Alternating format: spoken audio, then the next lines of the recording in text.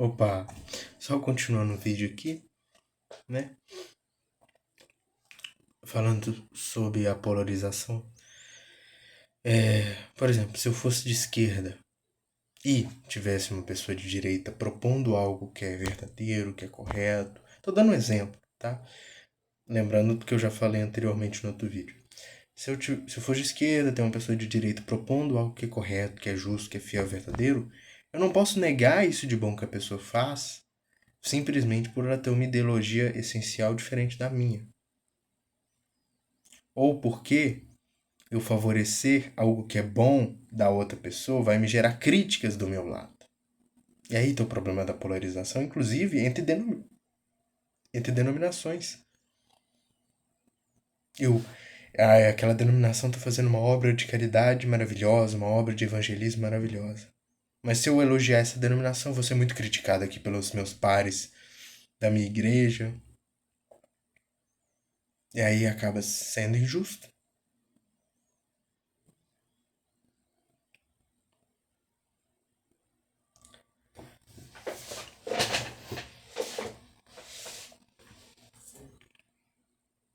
Temos que tomar cuidado com a polarização.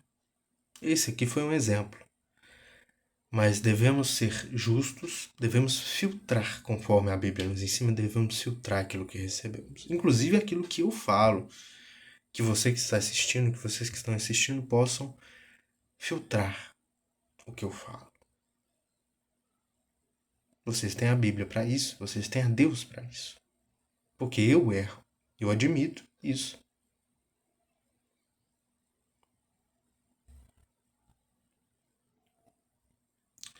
E eu acho que é prudente que quando em um momento que estejamos em uma discussão com alguém que tem uma visão diferente da nossa, um ponto diferente do nosso, inclusive de outras religiões, de outras crenças, enfim, nós devemos tratar essas pessoas com muito respeito, com amor, buscarmos valorizar os acertos dessas pessoas.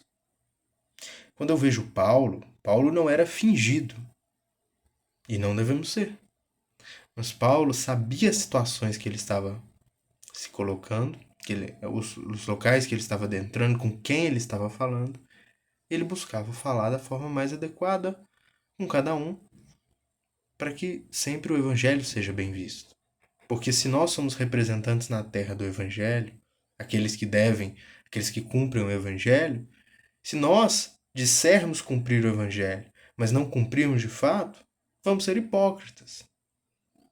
Vamos dar um exemplo aqui de uma pessoa de matriz africana, né? Uma pessoa que segue uma religião de matriz africana. Se ela, sendo brasileira, com já, né, a visão do cristianismo, né, de que o cristianismo prega o amor, prega a conversão, o pecado, o arrependimento. Se ela vê você com ódio, pecando, xingando, ela vai levar a sério o evangelho? E nós vamos estar escandalizando essa pessoa se agirmos dessa forma. Vamos ser culpados se agirmos assim, porque vamos estar afastando essa pessoa do evangelho. Isso vai cair sobre nós, devemos nos arrepender se agirmos assim. Mas se agirmos com amor, sem acepção de pessoas, é muito difícil. Claro que é difícil. Uma coisa é eu estar falando aqui.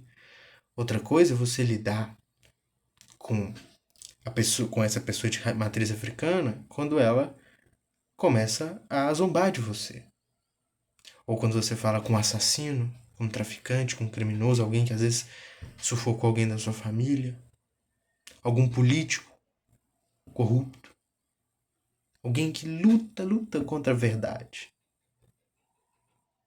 É difícil.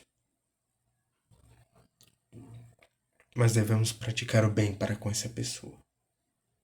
Devemos levar o amor a essa pessoa. A paz, demonstrar paz perante essa pessoa.